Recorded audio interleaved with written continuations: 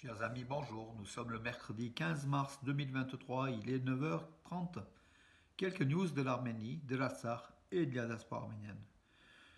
Hier, une grande conférence. Beaucoup de questions ont été répondues par Nicole Pachinian, le Premier ministre arménien, lors d'une grande conférence, voilà, qui a fait le point sur sa politique, un petit peu le point sur la situation en Arménie et en Artsakh. Donc, Nicole Pachinian a affirmé: nous n'allons pas donner, je vais prendre quelques phrases, des phrases clés, c'est pour être plus simple. Nous n'allons pas donner à l'Azerbaïdjan le mandat de procéder à un nettoyage ethnique ou à un génocide au Haut-Karabakh. Voilà l'attitude d'Erevan, qui ne donne pas carte blanche à l'Azerbaïdjan pour régler le conflit de l'Artsakh à sa façon, bien sûr. Voilà. Et Nicole Pachinian prévient quand même effectivement qu'il y a un risque de génocide du peuple arménien de l'Artsakh si l'Arménie, si la communauté internationale laissait faire, tout simplement. La volonté d'Aliyev, du dictateur Aliyev, c'est d'éradiquer la population arménienne de l'Artsakh, tout simplement. On le connaît, donc on connaît ses objectifs. Donc il a estimé que Nicole Pachinian qu'une nouvelle escalade à la frontière entre l'Arménie et le Haut-Karabakh est possible, bien sûr par l'Azerbaïdjan, des attaques de l'Azerbaïdjan. Il a prévenu de la communauté internationale du réarmement de l'Azerbaïdjan et de sa volonté, la volonté, en fait, le désir l'attitude, l'état d'esprit du dictateur Aliyev, qui ne veut qu'une chose, c'est récupérer l'Artsakh, récupérer les Zankezour arméniens et récupérer peut-être même la partie orientale de l'Arménie. Voilà une politique d'expansionniste à outrance de l'Azerbaïdjan. Le Premier ministre arménien a une nouvelle fois tiré les sonnettes d'alarme, tout simplement, à la communauté internationale, qui jusqu'à présent reste un petit peu, comment dirais-je, reste un peu réticent, même en envoyant, donc l'Union européenne a envoyé donc une centaine de gendarmes et d'observateurs, à la frontière entre l'Arménie et l'Artsakh, sur les trois régions, donc le Syunik, le Vayotsor et le Geralkunik. Mais a priori, il y a eu des tirs, donc il y a eu des tirs sur le village de euh, Verin Shoja, oui, dans la région de Keralkunik. On ne sait pas si les observateurs ont noté ces violations du cessez-le-feu par l'Azerbaïdjan, puisqu'ils devaient se trouver aussi dans cette région de Keralkunik, les observateurs européens. Voilà. On verra donc dans quelques jours s'il y a un rapport ou pas. Nicole Pachinian a affirmé aussi par rapport à la perte d'une partie importante de l'Artsakh lors de la guerre de 44 jours et de la défaite à Chouchi. Il a dit: nous avons perdu la guerre parce que parce que la cinquième colonne opérait dans notre armée. Il répondait donc à une critique qui faisait part que 50% de l'armée arménienne n'était pas engagée dans la guerre de l'Artsakh. Donc l'Arménie s'était engagée qu'à moitié dans cette guerre de 44 jours en Artsakh en automne 2020.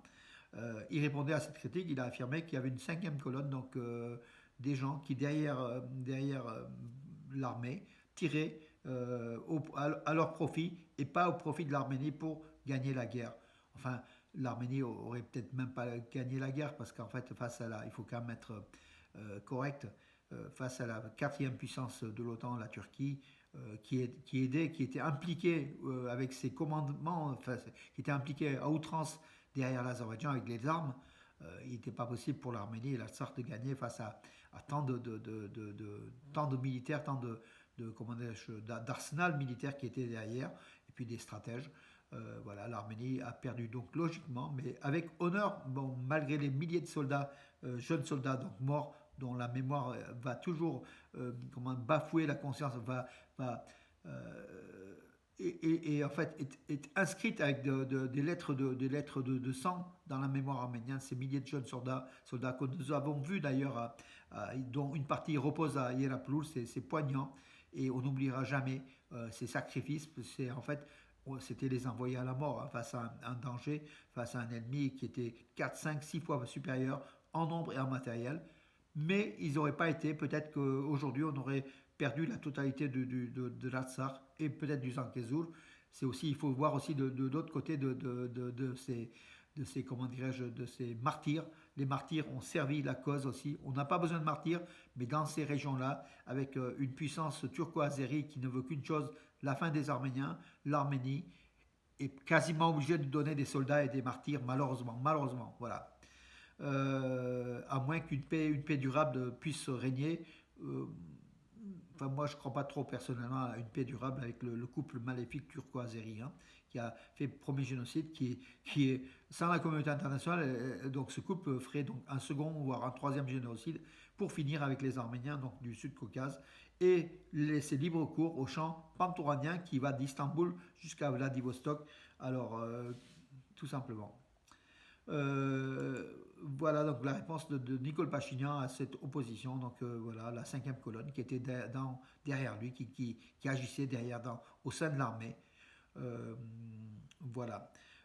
Anders Fogh Rasmussen, qui était l'ancien secrétaire général de l'OTAN, il s'est rendu dans la région de Sunik en Arménie. Il a été donc à Goris et puis à l'entrée du corridor de la Chine, il a constaté sur place la situation. Il a appelé donc il était donc à Gelmouk aussi la station donc de Gelmouk, le village qui avait été envahi en partie donc qui avait été fait l'objet du moins d'attaques le 13 et 14 septembre dernier par l'Azerbaïdjan. Il a affirmé qu'il a appelé Aliyev à cesser immédiatement le blocus de l'Artsakh. Encore une déclaration, vous allez me dire, sans effet sur le terrain. Mais c'est quand même des personnalités quand même importantes de l'Europe et même de l'OTAN qui se prononcent pour le retrait donc du blocus de l'Artsakh par le corridor de la Chine, réalisé par le maléfique Aliyev, le dictateur. Mais ce dernier n'écoute pas. Donc il était hier en Allemagne, le dictateur Aliyev. Olaf Scholz l'a reçu, comme il avait reçu il y a quelques jours Nicole Pachinian. Il a affirmé, donc Olaf Scholz, le chancelier allemand, que les relations entre l'Arménie et l'Azerbaïdjan doivent être réglées dès que possible avec respect de l'intégrité territoriale de l'Arménie et de l'Artsakh. Cela veut dire aussi que l'Artsakh et de l'Azerbaïdjan, l'intégrité territoriale de l'Arménie et de l'Azerbaïdjan sont respect. Voilà. Ça veut dire aussi que dans l'intégrité territoriale de l'Azerbaïdjan, il y a aussi l'Artsakh qui passe à la trappe tout simplement, hein. Donc voilà. Alors qu'il y a quelques jours, il avait dit face à Pachinian, Olaf Scholz, qu'on doit tenir compte de l'entité arménienne, enfin de la population, les droits des Arméniens du Haut-Karabakh, de la population du Haut-Karabakh. Aujourd'hui, il est un petit peu revenu, donc en recevant Aliyev qui bien sûr négocie son gaz, hein, donc tant l'Allemagne, l'Italie que beaucoup de pays européens. Voilà donc où en est la politique européenne. Donc en fait, rien n'avance, hein, et c'est désespéré. Donc pratiquement 100 jours de blocus en Alsace et la situation est pareille. À part que toute la communauté arménienne condamne un petit peu les agissements de l'Azerbaïdjan sans toutefois envoyer des forces armées, juste en étant un peu neutre, quelques observateurs, une centaine, c'est déjà pas mal. Et bravo la France, hein, qui a un rôle important, et l'Allemagne aussi, hein, qui est leader, d'après Olaf Scholz, c'est l'Allemagne qui est la responsable de ces forces de paix, oui, des responsables des forces de paix, d'observateurs placés à la frontière en Arménie, entre l'Arménie et l'Azerbaïdjan. Et pour une durée de 2 ans. Donc c'est quand même assez réconfortant.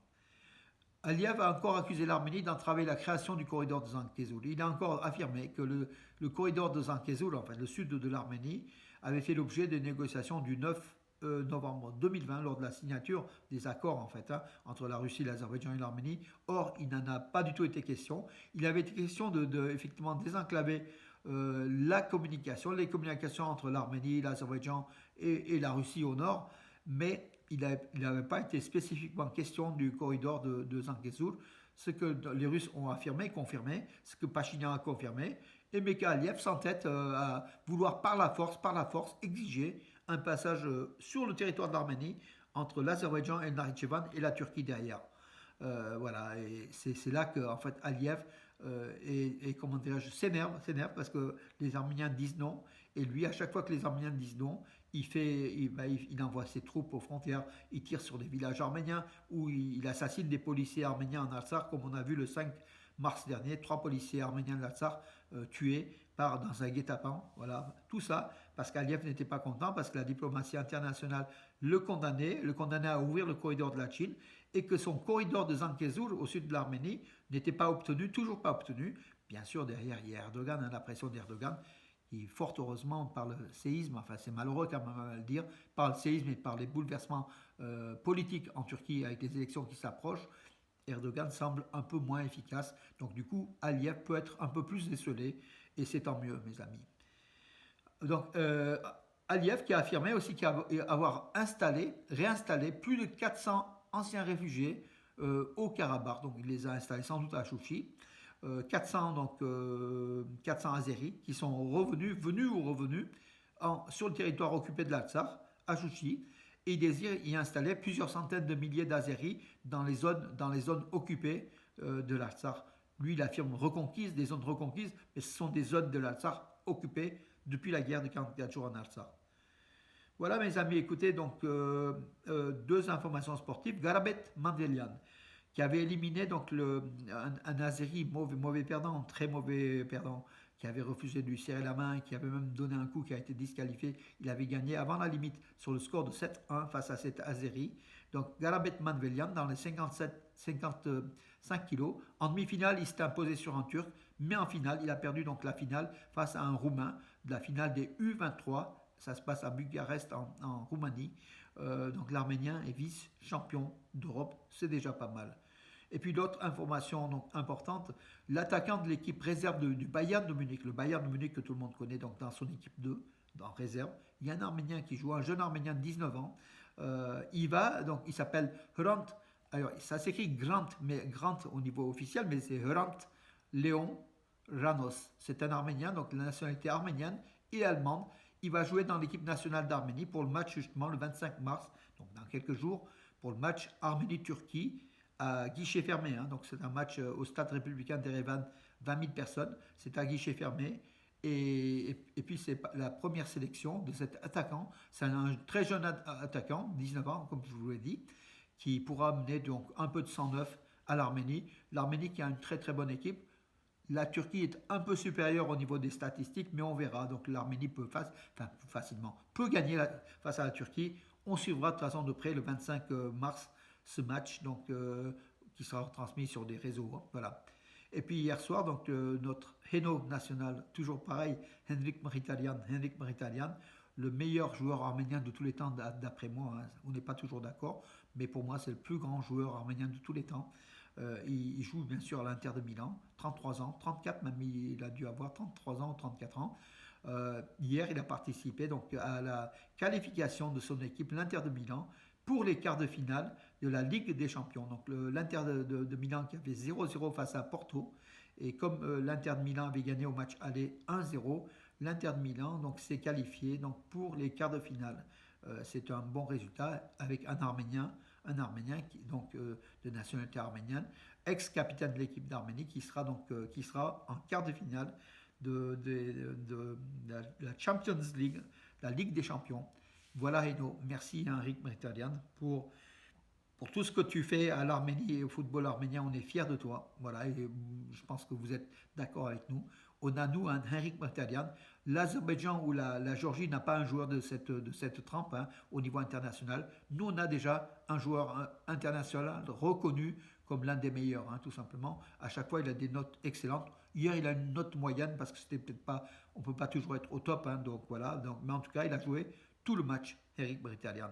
Et qualification pour les quarts de finale de l'Inter de Milan avec l'Arménien Henrik Mkhitaryan qu'on a salué sur les réseaux sociaux, bien sûr. Il faut toujours être salué, derrière toujours le suivre pour essayer de dynamiser un petit peu aussi donc l'apport arménien au championnat d'Europe, au championnat italien et au monde occidental, hein, de l'Europe en général.